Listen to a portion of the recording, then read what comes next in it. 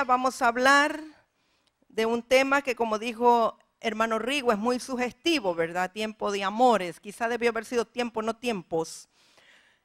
Pero, amados míos, en este momento, en este tiempo que hay tanta crisis, delincuencia, violencia, todo lo que usted escucha, lo que ve en los periódicos, la radio, la televisión, el único antídoto y la única solución es el amor de Dios.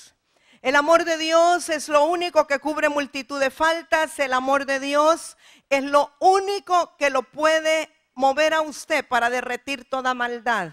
Cuando usted actúa en amor y actúa en la naturaleza del Señor, toda maldad tiene que retraerse, tiene que ser eliminada. Pero yo quiero hablarle en esta mañana de tiempo de amores en relación a una promesa que Dios nos hizo a nosotros como pueblo suyo, de que Él nos atraería para amarnos y para provocarnos a nosotros que le amáramos a Él. Si hay algo que me impresiona, ¿sabe? Yo amo a Dios con todo mi corazón, pero entiendo que no es un mérito mío. Entiendo que no es porque yo me pueda esforzar o proponer o decir yo voy a amar a Dios. No, entiendo que yo no podría amarle si no es porque Él mismo ha puesto en mí amor para darle. Nadie puede ni siquiera amar a Dios de su propio gusto, de su propia gana, de su propia naturaleza, porque la carne ni quiere ni puede. Tiene que ser porque la naturaleza del Espíritu de Dios en nosotros nos mueve a amar al Señor. Él nos amó primero, por eso podemos amarle. Por eso me siento tan agradecida con Él, porque me ha amado tanto que provoca en mí que yo le ame. Y de verdad yo soy una apasionada del Señor, le amo con todo mi corazón. A veces le digo: amado mío, yo ya no sé cómo expresarte, pero te amo tanto y yo quisiera expresarte lo mejor. Pero entiendo que todo es puesto por Él. Y entonces esta mañana yo quisiera que usted entienda y capte que realmente Él es el que nos mueve y nos provoca a amarle. Allí está una escritura, una cita, que es la única que vamos a ver esta mañana. Y es en el libro del profeta Oseas, en el capítulo 2, del 14 al 23. Si usted ha leído el libro del profeta Oseas, usted sabe que es el libro que tipifica o dramatiza la infidelidad del pueblo de Dios o del pueblo de Israel hacia el Señor. Pero cómo el Señor envía a Oseas para que esté tratando, esté trabajando, esté haciendo situaciones para ir procesando a este pueblo y deje de ser infiel y ame a Dios de todo corazón, porque Dios ama a su pueblo, ¿verdad? Entonces vamos a ir poco a poco con estos versículos. Entonces, si usted me hace el favor, en Oseas capítulo 2, verso 14 al 15. Yo le puse ahí como título el amado con su amada, ¿verdad? Pero usted puede llamarlo como quiera. Vamos a leer Oseas 2, 14 al 15. Dice: pero he aquí, está hablando el Señor de la amada, está hablando de Israel, de la iglesia. Pero he aquí que yo la atraeré y la llevaré al desierto y hablaré a su corazón. Y le daré sus viñas desde allí y el valle de Acor por puerta de esperanza. Y allí cantará como en los tiempos de su juventud y como en el día de su subida de la tierra de Egipto. Voy a pararme ahí un momentito, voy a ir como párrafo por párrafo. En primer lugar, con esta escritura necesitamos estar convencidos y seguros que es Dios quien atrae a su amada. Es el Señor, es el amado el que atrae a la iglesia. No es por nuestro propio deseo, es que Él ha prometido que nos atraerá. Ay, pero usted piensa que cuando el novio, cuando el esposo, cuando el amado le atrae, es para llevarle a cenar a un restaurante muy fino, ¿verdad? Para llevarla a un lugar con copas de vino y con candelas y con aromas y con reservación especial. Ay, me atrajo. Póngase a pensar en el plano natural. Ay, mi esposo me está atrayendo a él y quiere hablar conmigo, entonces me va a llevar a un hotel 5 estrellas y vamos. Ah, pero qué desilusión. Dice que la va a llevar al desierto. Nadie se imagina que cuando el amado atrae a la amada es para llevarla al desierto. ¿A cuántos les gustaría ir al desierto? Yo creo que a nadie, ¿verdad? ¿Cuántos han estado en el desierto? A ver, Bueno, hay varios que han estado en el desierto. ¿Hace calor en el desierto? Cuando viene el aire es una polvareda de arena, si es un desierto de arena que le entra en los ojos. Y en la noche hace un frío terrible, pero en el día es un sol abrasador. Nadie quisiera estar en el desierto. Pero otra de las características del desierto es que en él no hay vida. Desierto es ausencia de vida. En el desierto no hay mall. En el desierto no hay centros comerciales. En el desierto no hay nada que comprar. En el desierto no hay comida. En el desierto, amados míos, lo único que se podrá encontrar, si es en el de allá de Arabia, son camellos, beduinos, allá de vez en cuando. En el desierto tal vez si se encuentre un pequeño oasis ahí, pero en el desierto no hay nada. ¿Y por qué será que el amado nos atrae para llevarnos al desierto? Para que no tengamos distracciones. Cuando Dios quiere hablarle al corazón de la amada, para hacer volver su corazón a Él, necesita asegurarse que la amada no esté distraída por nada. Que no esté distraída por olores, por sabores, por colores, por sonidos, por comidas, por celulares, porque al desierto no va a poder llevar el celular. Creo que allí no hay antena ni de Megatel, ni de Tigo, ni de Digicel, ni de nada. Allí no le va a entrar la señal para que usted pueda escuchar la voz de Dios. ¿Sabe que el celular es un aparato necesario sabiéndolo usar? Pero a muchos les ha distraído de poder escuchar la voz de Dios porque están demasiado pendientes de su celular. El iPod es muy bueno, puede poner usted 500 o más canciones o alabanzas, pero si usted anda con el iPod todo el día, eso le va a distraer de poder escuchar al amado. Nosotros bendecimos a todas las televisoras cristianas, bendecimos la cadena de milagros, bendecimos Enlace, bendecimos el 39, JBN, son una bendición. Pero si usted pasa todo el día viendo la televisión, aunque sea cristiana, le va a distraer y no le va a permitir escuchar la voz de su amado.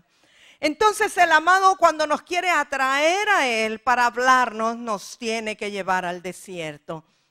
Amados míos, cuando estamos hablando hoy día del desierto, por supuesto, esto es tipológico, no es que le va a llevar a una extensión de arena, etcétera. El desierto está hablando muchas veces de una situación, una condición o una circunstancia. Cuando todos los amigos lo abandonaron, todo se le dio vuelta, parece que todo le sale mal y de pronto usted dice, me siento sola o solo.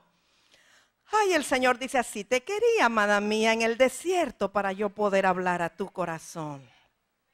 Así que no se asuste cuando sienta que está siendo atraído al desierto, porque seguramente Dios ha buscado y ha propiciado ese lugar para poder hablar a su corazón. Otra cosa que me impacta de esta escritura es que no le va a hablar al oído, no le va a hablar a la mente, a la cabeza, no son ideas las que le va a compartir, quiere hablar al corazón. Sabemos que cuando se habla de corazón no está hablando del músculo cardíaco, está hablando del espíritu del hombre, está hablando del hombre más interior, está hablando del área suya que le pertenece al Señor y la cual necesita ser impartida de la voz de Dios. Entonces, Él ha determinado, porque aquí dice el Señor, he aquí que yo haré, yo la traeré, yo la llevaré, yo haré. No lo hace usted, no lo busca usted. Usted no dice, ay, me voy a ir a meter en un desierto, me voy a ir a meter en un ayuno, en un desierto para que Dios me hable. No, no es generado por usted, es generado por Él. Es cuando Él dice, es cuando Él determina, es que Él propicia las situaciones y las circunstancias cuando Él quiere hablarle a usted. Y a veces no escuchamos, no entendemos y seguimos siendo un poco testarudos. Entonces Dios tiene que cambiar la forma, pero Él siempre te lleva al desierto, donde tú solo puedas escuchar la voz de Él y no escuches voces ajenas, ni voces de Egipto, ni voces de humanas, sino que escuches la voz de Dios hablando a tu corazón. Y luego dice, y le daré sus viñas desde allí. Increíble que estando en el desierto pueda haber viñas. Pues ya dijimos que ahí no hay vegetación, no hay plantas. ¿Cómo puede haber viñas y uvas, vides? ¿Cómo puede haber eso en el desierto? Porque estamos hablando de una circunstancia y de una condición que es espiritual. Y cuando Dios te lleva a un lugar donde solo su presencia existe, puedes tener la seguridad que aunque estés en el desierto, puedes estar en el valle más fértil en la presencia de Dios. Tú puedes estar disfrutando de las vides, de las viñas, del licor o del vino, del gozo, aún en medio del desierto. Así lo hace el Señor. Imposible que en otra situación tú puedas tener viñas y puedas estar en un valle en el desierto, solamente cuando es en la presencia del Señor. Y el valle de Acor por puerta de esperanza. El valle de Acor es un lugar que estaba muy cerca de Jericó, entre Jericó y Ai, y es donde salió Acán y ahí fue apedreado. Pero ese lugar, vamos a decir, donde se empezó a ejercer la justicia del punto de vista de la ley. Pero es un lugar de esperanza, porque cuando la justicia de Dios se ejecuta, hay esperanza que se establezca la voluntad de Dios. Y me llama mucho la atención qué es lo que Dios quiere provocar en nosotros. Dos cosas importantes. Y allí cantará como en los tiempos de su juventud. Yo sé que Dios no está hablando aquí tanto de tu juventud de años, sino que está hablando de tu juventud en el Señor. ¿Cuántos cuando conocieron al Señor cantaban de día y de noche en el baño, dormidos y todos? A ver, sea sincero, que cuando usted conoció al Señor, había un cántico de liberación tan grande que usted cantaba en todo lugar y en todo tiempo. No le importaba el tono de su voz, no le importaba si se conocía o no toda la canción, o si la inventaba, o si era en lenguas o era en español, pero había cántico cuando recién usted conoció al Señor. Por lo menos ese fue mi caso. Pero luego uno comienza a madurar, uno empieza supuestamente a conocer más al Señor y como que vamos perdiendo la sencillez que teníamos cuando éramos unos jovencitos en el Señor o cuando éramos bebecitos en el Señor. Y creemos ya que somos maduros y de tan maduros que nos ponemos tiesos y se nos olvida la sencillez del niño y de la juventud de cantar con cánticos de liberación y de cantar con aquella libertad que le cantábamos cuando recién le conocimos. Así es que Dios quiere provocar que tú vuelvas a cantar como cuando eras un niño en Él. Y dice que allí cantará como en los tiempos de su juventud y como en el día de su subida de la tierra de Egipto. Cuando el pueblo de Israel salió de la tierra de Egipto, una de las manifestaciones de liberación es que María o Miriam, la hermana de Aarón y de Moisés, salió con todas las doncellas, con panderos, cantando. ¿Cuántos saben que María no era tan jovencita o Miriam? ¿Cómo qué edad tendría hermano Elías, Miriam o María? Unos 90 años nada más. Pero había tanto gozo, tanto regocijo de que habían salido del cautiverio y de tierra de Egipto, que lo que brotaba de su corazón eran cánticos de liberación. Yo sé que no importa qué edad usted tenga, o tuvo, o tenía, o tendrá, cuando el Señor nos saca de Egipto, cuando el Señor nos liberta del pecado y del dominio del enemigo, en nosotros hay cántico de liberación y hay deseo de danzar, no importa la edad que tengamos. Yo nunca olvido en un encuentro profético en Comayagua, una ancianita de 90 y pico de años que danzaba con mayor resistencia que cualquiera de las jovencitas. Pero ella decía que tenía tanta gratitud porque el Señor le había salvado, que ella danzaba y danzaba y danzaba incansablemente. Así que no importa tu edad, pero Dios quiere que tú de nuevo cantes cánticos de liberación como en los días en que recién le conociste, cuando subiste de Egipto y viniste a la tierra prometida. Así es que yo puse aquí algunos puntos para aquellos que les gusta recordar o los que vayan a querer después la presentación en PowerPoint. Y yo puse: Dios usa el desierto para hablarnos. Dios habla al corazón, no a la mente. Dios nos da viñas aún en el desierto. Dios nos da el valle de Acor, donde empieza la esperanza. Y la intimidad produce cánticos de liberación y rejuvenece. Cuando escuchamos la voz de Dios hablando a nuestro corazón, hay una reacción nuestra de cánticos de liberación. Recuerde, el pueblo de Israel cuando lo llevaron cautivo dejó de cantar. Colgaron las arpas y los laúdes y ya no podían cantar. Pero cuando vienen otra vez del cautiverio, Usted recuerda, volverán a Sión cantando. Los que estaban cautivos volvieron cantando a Sión. El cántico y la danza es muestra de liberación y de intimidad con el Señor. El que tiene intimidad con Dios canta y danza para Él. Osea 2, 16 al 17 contiene una revelación profunda que quizá lo va a conmover, a lo mejor le va a dar vuelta como un calcetín, lo va a poner patas arriba, pero esa es la intención. Dice en aquel tiempo, dice Jehová, y yo creo, amados, que cuando dicen aquel tiempo está hablando de ahora. ¿Qué tal si dice ese tiempo es hoy? Diga conmigo, ese tiempo es hoy. En aquel tiempo, dice Jehová, me llamarás Sichi, y nunca más me llamarás Baalí, porque quitaré de su boca los nombres de los Baales y nunca más se mencionarán sus nombres. ¿Alguien puede decirme lo que quiere decir Ishi? Mi marido.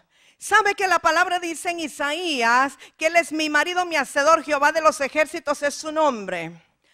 Ishi quiere decir mi marido y Baalí quiere decir mi Señor, ¿sí? Ahora, el Señor mismo nos está diciendo y le está diciendo a la iglesia en aquel tiempo, y creo que es ahora después de la venida de Cristo y con el Espíritu Santo en nosotros, que ya no lo vamos a llamar Señor, sino que lo vamos a llamar marido, y nunca más me llamarás Señor. Y luego dice, porque quitaré de su boca los nombres de los Baales y nunca más se mencionarán sus nombres. Recuerde que uno de los problemas del pueblo de Israel era la idolatría.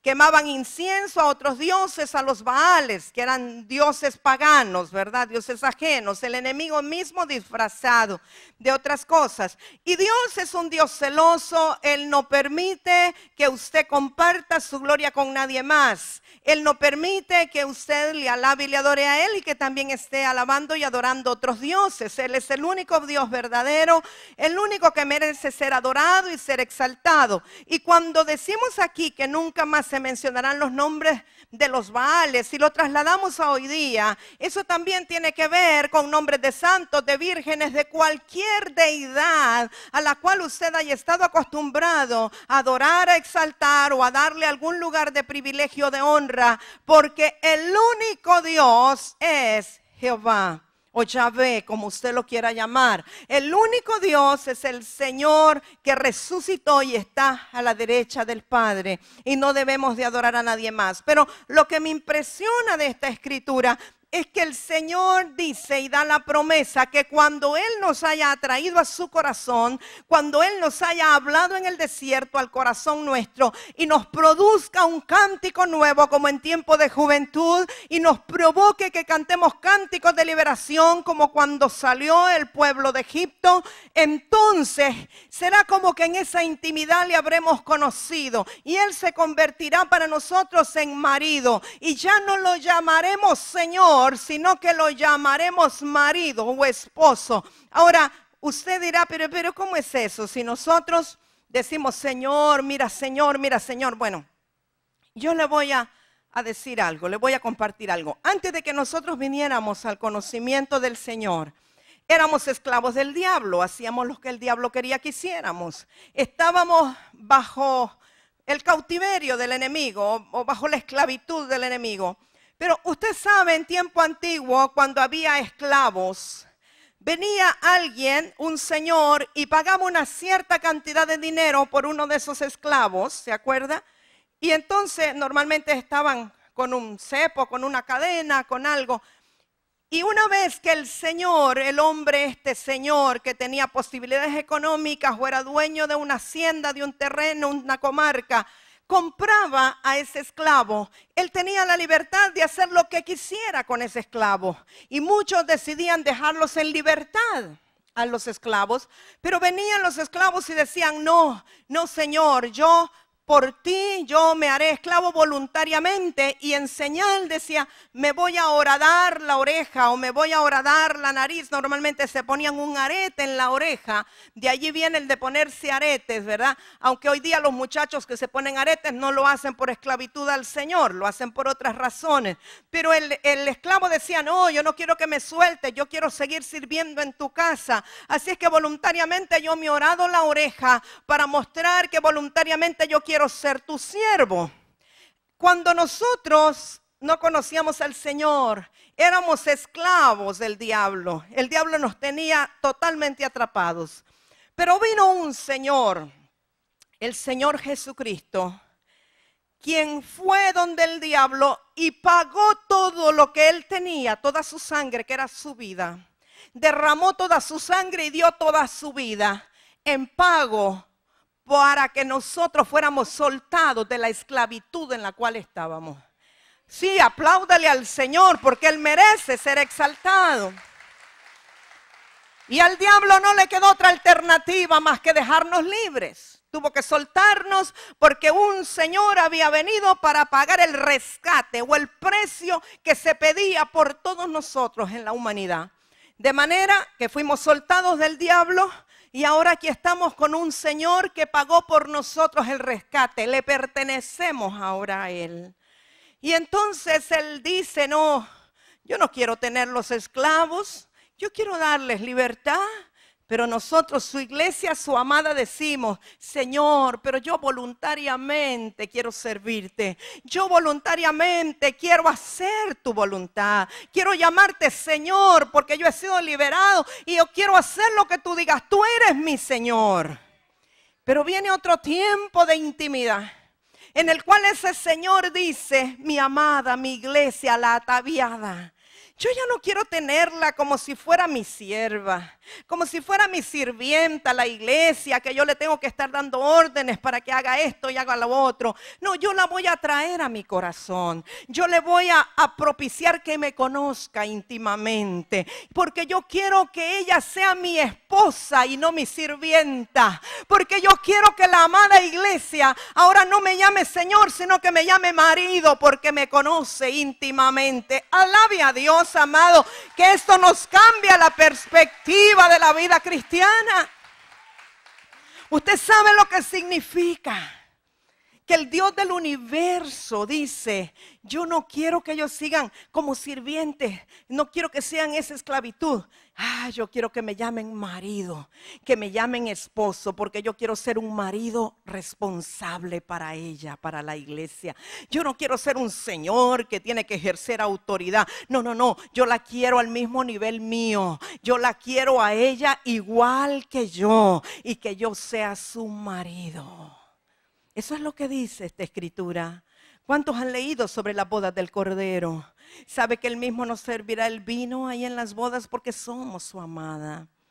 ¿Usted recuerda cuando le preguntaron a Jesús por qué Juan el Bautista ayunaba tanto y los discípulos de Juan ayunaban tanto y ustedes no ayunan, solo viven comiendo y bebiendo? ¿Qué le dijo el Señor? En tanto que el esposo está, en tanto que están de bodas, no tienen que ayunar, pero cuando les sea quitado, entonces tendrán que ayunar. En otras palabras, cuando la relación es de esposo a esposa, estamos en celebración de la vida con el amado. Cuando usted siente que se le ha ido la presencia del esposo, o que usted se ha alejado de la presencia del esposo, entonces ayune si la presencia no está. Se me quedaron muy calladitos, pero usted puede ir a la Biblia a buscarlo. Yo no le estoy diciendo nada que no esté en la escritura. Amados míos, la voluntad de Dios es que nosotros nos recostemos en su hombro, que nos recostemos en su pecho y que Él nos ponga el brazo. Cantares lo dice, nos ponga el brazo y nos acaricie como a su amada esposa. Él no quiere que nosotros estemos con temor hacia un Señor que es superior. Él quiere que lo tratemos como el esposo y que lo conozcamos en intimidad. Yo sé que esto, cuando usted profundice, le pida más revelación al Señor de esto, le va a cambiar la vida. Le va a cambiar la perspectiva de lo que es la vida cristiana. Así que si usted quiere verlo condensado, la intimidad nos cambia la posición. Cuando solo éramos conocidos, estábamos en posición de esclavitud, ¿verdad? Lo veíamos como un señor. Pero cuando Él nos atrae para hablar al corazón y entramos en intimidad, nos posiciona en otro lugar. Ahora es la esposa y el esposo. No es el mismo lugar que tiene el que sirve o la que sirve en la casa que el lugar que tiene la esposa. Entonces, la intimidad nos cambia la posición. Dios promete que ya no seremos esclavos. Ahora, una gran diferencia es que el marido da la vida por la iglesia, dice la Escritura, o el marido da la vida por ella, mientras que un señor subyuga, ¿verdad? Da órdenes, pero el marido se entrega en amor por ella. Ahora, yo he visto que hay como un ciclo muy ventajoso. La fidelidad nos lleva a la intimidad. Cuando somos fieles y Él es fiel, entonces nos atraemos hasta llegar a una intimidad. Usted no va a llegar a intimidad con alguien que es infiel o si usted es infiel. Puede haber físicamente una relación sexual, pero eso no le garantiza una intimidad, porque la intimidad incluye espíritu, alma y cuerpo. No es intimidad, por ejemplo, alguien que tenga una relación sexual con una prostituta, eso no le garantiza intimidad, porque es solamente un acto físico. Intimidad es cuando usted comparte secretos, usted comparte cosas profundas de su corazón y de su sentir. Pero la fidelidad siempre nos lleva a la intimidad, pero el tener intimidad provoca también llevarnos a fidelidad. Y lo que Dios está buscando en su iglesia es fidelidad. Una mujer fiel, una iglesia fiel, una amada que no tenga otros dioses, otros ídolos, otros santos, otros patronos, sino solamente nuestro Señor. Ahora, Él también nos promete protección. Seguimos en Oseas 2, 18 al 20. Dice, en aquel tiempo, diga conmigo, ese tiempo es hoy. Amén. En aquel tiempo haré para ti pacto con las bestias del campo, con las aves del cielo y con las serpientes de la tierra. Usted recuerda lo que el Señor le dijo a Adán. Le dijo que gobernara o que señoreara precisamente sobre las bestias del campo, sobre las aves del cielo y sobre todo lo que se arrastra en la tierra. Pero como Adán, el primer hombre, el primer varón y la primera mujer, fallaron y fueron sacados del huerto, entonces dice que Dios puso enemistad entre la simiente de la mujer y la simiente de la serpiente, o sea que había enemistad. Pero Dios está prometiendo que hará pacto con los animales, los del cielo, los de la tierra, los del campo, en favor de la iglesia o en favor de la mujer. Yo lo que estoy entendiendo que cuando Dios hace ese pacto, las bestias, los animales salvajes, los buitres, los opilotes, los búhos, las lechuzas, etcétera, tendrán que someterse a la autoridad de la iglesia. Ya no serán una amenaza. Ya usted no le tendrá temor al león, al oso, ya no tendrá temor al áspid, porque Dios habrá hecho pacto con ellos en favor nuestro, para que ellos se tengan que someter o sujetar a la autoridad que nosotros ahora tenemos de parte del Señor. Y luego dice, y quitaré de la tierra arco y espada y guerra, y te haré dormir segura. ¿Cuántas personas hay hoy día que aunque son cristianas, aunque son creyentes, le ponen 3 pasadores a la puerta, arriman sillas, ponen trancas, ponen cosas que suenen por si acaso alguien quiere entrar, porque no duermen seguros, no tienen seguridad, están intranquilos, están pensando que alguien va a entrar, que algo les va a pasar, que va a haber una mala noticia, que algunos duermen con el celular encendido a la par de la mesa de noche para que les suene por si acaso hay una emergencia. Cuando hablamos de emergencia estamos hablando de malas noticias. No duermen seguros porque están esperando que alguien les llame o que algo pase o que alguien entre. Entonces Dios está prometiendo a su amada que la hará dormir segura, porque dice que quitará espada, guerra, arco y flecha, ¿verdad? Y te haré dormir segura.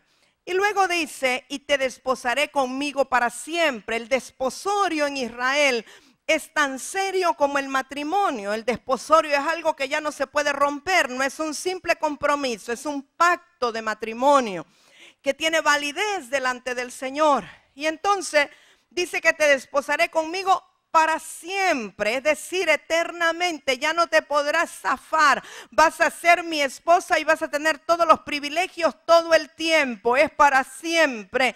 Te desposaré conmigo en justicia, en juicio, en benignidad y misericordia, y te desposaré conmigo en fidelidad, y al final y conocerás a Jehová.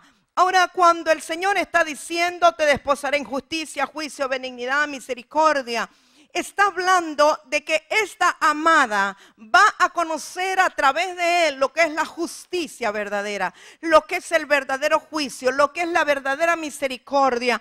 Va a conocer de él y de su naturaleza lo que es la verdadera fidelidad. Pero entonces dice, cuando conozcas todas esas cosas, conocerás a Jehová. Porque al conocer la misericordia del Señor, al conocer la justicia del Señor, al conocer la misericordia, la benignidad y el juicio del Señor, estamos conociendo a Dios mismo, porque esa es la naturaleza del Señor.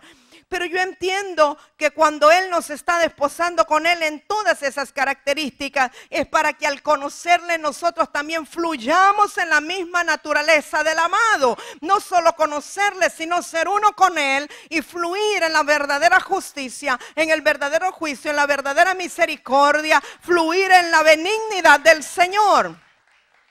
Los políticos claman que se haga justicia. Muchos partidos dicen nosotros vamos a hacer justicia. Algunos están prometiendo que ellos van a cambiar las cosas, la situación, los sistemas, las leyes, etcétera. Puede cambiarse todas las leyes, todo el palacio legislativo puede cambiar, pero el único que establece la verdadera justicia es Jesucristo en el corazón del hombre. La única manera de ejercer justicia y juicio verdadero es gobernando a través de Jesús. Él es el único que su justicia es perfecta.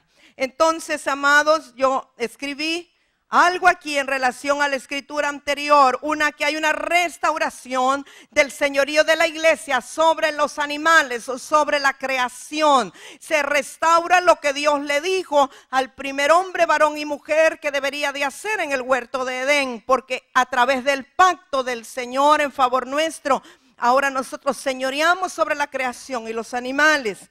Ahora Dios promete traer paz, quitar la guerra, dice, quitar el arco, la flecha, etc.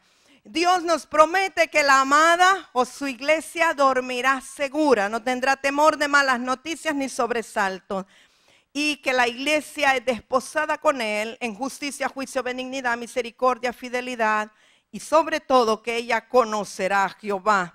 Ahora el apóstol Pablo nos habla de la iglesia que ya fue desposada. De manera interesante, el apóstol habla como que es él, por ser apóstol, quien desposa a la iglesia. Dice en 2 de Corintios, capítulo 11, versos 2 y 3. Porque os celo con celo de Dios, pues os he desposado con un solo esposo, para presentaros como una virgen pura a Cristo. Pero temo que como la serpiente con su astucia engañó a Eva, vuestros sentidos sean de alguna manera extraviados de la sincera fidelidad a Cristo. Ahora, yo meditaba y puse esta cita precisamente por esto. El apóstol Pablo tiene temor de que nosotros seamos engañados por la serpiente. El apóstol Pablo tiene temor de que seamos extraviados de la sincera fidelidad. Pero yo veo que el Señor me dice a través del profeta Oseas que Él ha hecho pacto ya con los animales, eso incluye a la serpiente, para que no seamos engañados.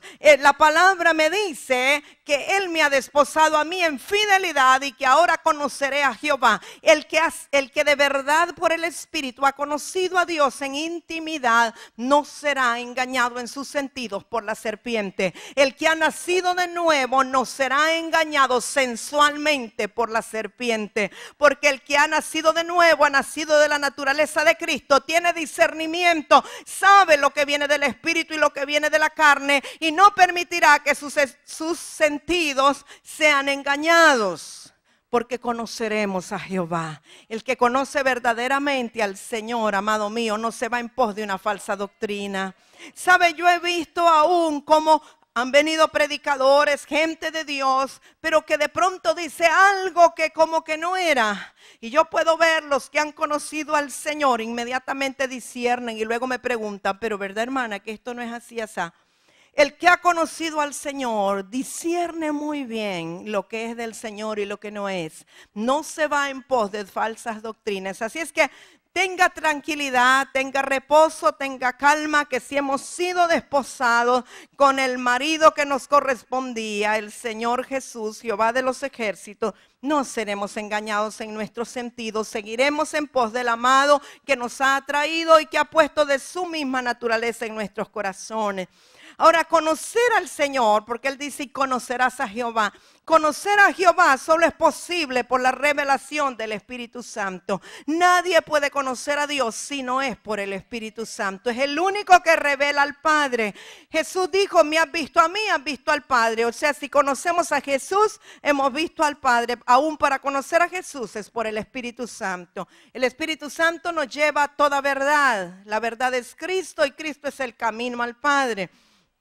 Conocer a Jehová, amados míos, es el cumplimiento del nuevo pacto que fue profetizado por el profeta Jeremías. Y vemos Jeremías 31:34 dice, y no enseñará más ninguno a su prójimo, ni ninguno a su hermano, diciendo, conoce a Jehová, porque todos me conocerán, desde el más pequeño de ellos hasta el más grande, dice Jehová, porque perdonaré la maldad de ellos y no me acordaré más de su pecado. Entonces, el que el Señor nos atraiga a su corazón y nos despose para siempre en misericordia, en fidelidad y en justicia, nos lleva al conocimiento íntimo de quién es Dios. Pero esto es el cumplimiento del nuevo pacto, cuando el Señor dice que pondrá sus leyes en nuestras mentes y en nuestros corazones, y que le conoceremos a Él por el Espíritu Santo. Ningún ser humano nos podrá enseñar quién es Jehová. Yo le puedo enseñar en un pizarrón, yo le puedo hablar de mis experiencias,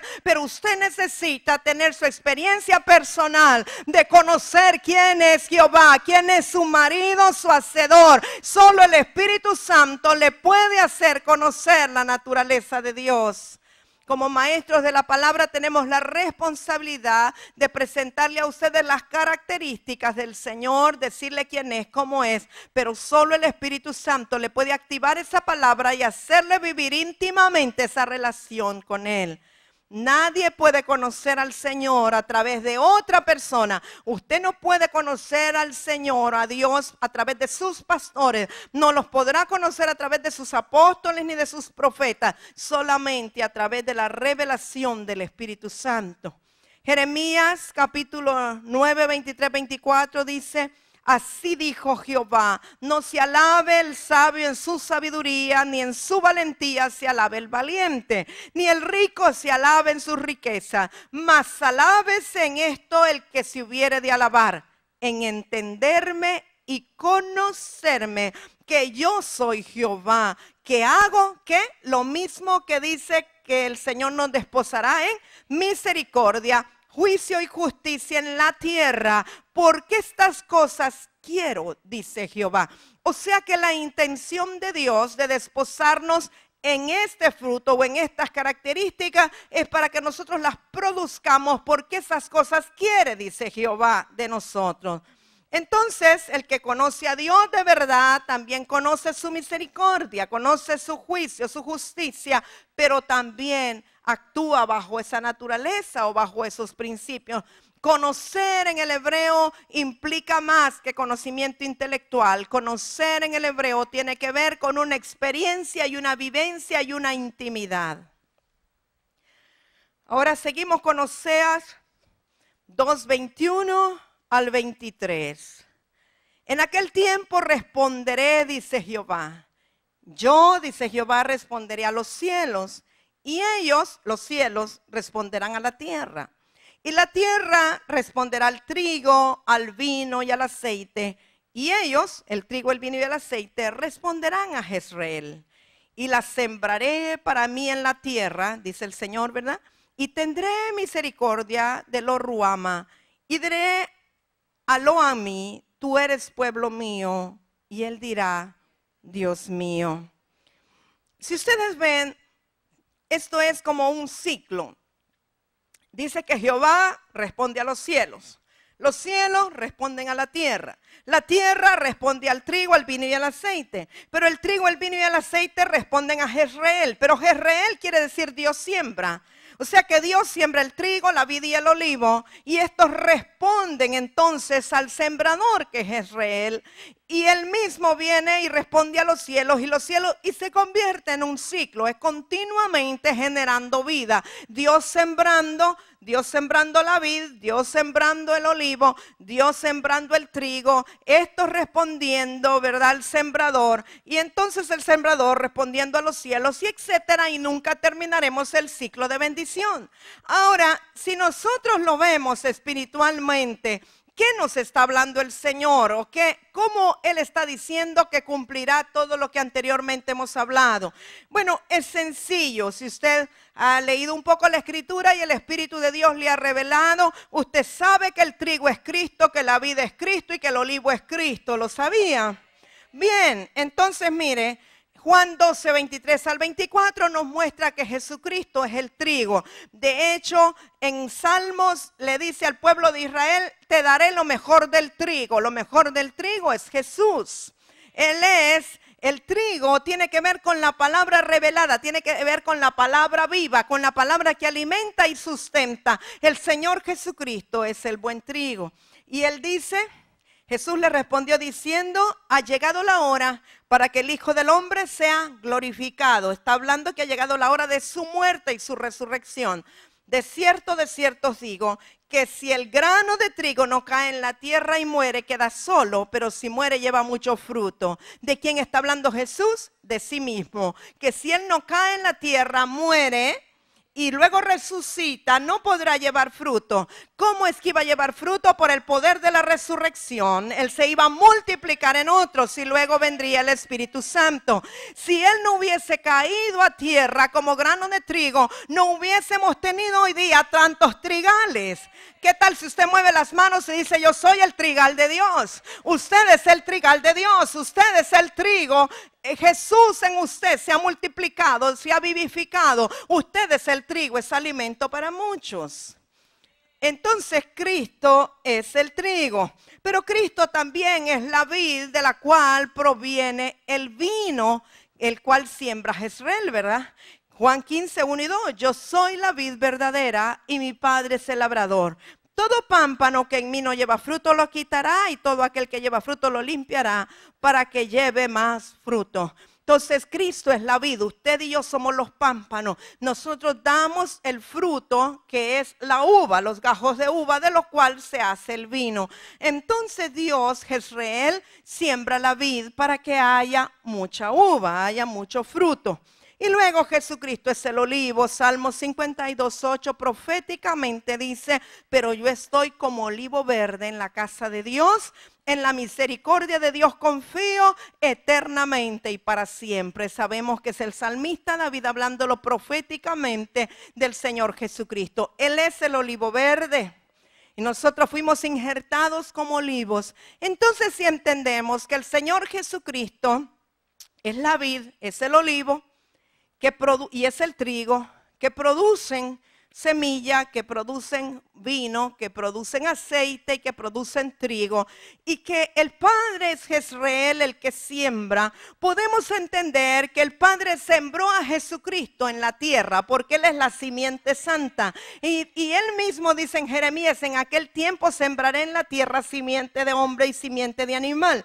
El Padre Jezreel ha sembrado a Cristo en la tierra para que fructifique, para que se multiplique. Entonces es fácil entender que a través del Señor Jesucristo se está realizando todo aquello que Dios habló a través del profeta Oseas. Si Cristo no hubiese venido, no sería posible que conociéramos al Señor, al Padre. Si Él no hubiese venido, no sería posible que nosotros fuéramos la amada, la esposa y Él el esposo, ¿cierto? Era necesario que Él fuera sembrado en la tierra. Y si usted quiere saber Lo ruama significa la no compadecida. Y lo a mí significa no es pueblo mío. Pero a través de Jesucristo Dios tiene misericordia y compasión de la no compadecida. Porque dice en aquel tiempo tendré misericordia de lo ruama. Ahora, ¿cuántos saben que nosotros éramos gentiles? Éramos pueblo que no estaba incluido dentro del pueblo de Israel. Éramos gentiles. Yo considero que nosotros éramos lo ruama, la no compadecida. Pero Dios tuvo misericordia de nosotros. Envió a Jesucristo, quien a los suyos vino y los suyos no le recibieron. Pero nosotros que hemos creído en Él, hemos recibido la potestad de ser hechos hijos de Dios, y Él tuvo compasión y misericordia de la que no estaba incluida y de la que no era compadecida. Ahora usted y yo somos parte de la amada. Ahora usted y yo somos parte del pueblo de Dios, de la Israel santa de Dios, que se casará con el Cordero. Y sabe, lo a mí significa el que no es pueblo mío, pero a través de Jesucristo Dios convierte en pueblo suyo a los que no éramos. Bendito sea Dios por su Hijo Jesucristo. Bendito sea el Señor Jesucristo, quien fue todo Dios y todo hombre. Bendito sea aquel por quien somos atraídos al corazón y a través de quien conocemos al Padre. Bendito sea aquel que ha sido diseñado para ser el esposo de la amada. Oh, bendecimos a Dios porque hemos sido escogidos para ser la esposa del Cordero. Dios quiere que tú y yo lleguemos a una intimidad tal con el Señor, que ya no lo veamos como el Señor que está dando órdenes, el que nos compró para esclavizarnos, sino que nos compró para liberarnos y para darnos su misma naturaleza, y que en intimidad podamos llamarle esposo, podamos llamarle marido, podamos ser de la misma naturaleza de Él y podamos tener intimidad con Él.